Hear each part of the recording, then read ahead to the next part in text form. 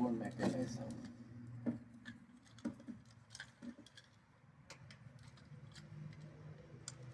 Okay.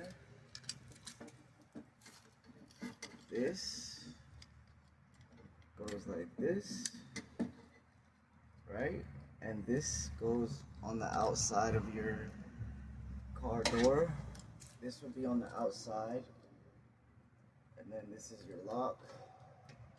And then this one is the one that goes inside to your inner door handle.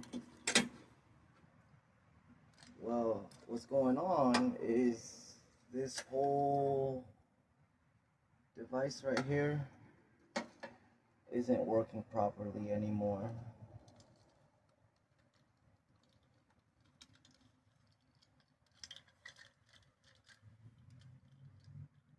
But it's weird because it still has the spring.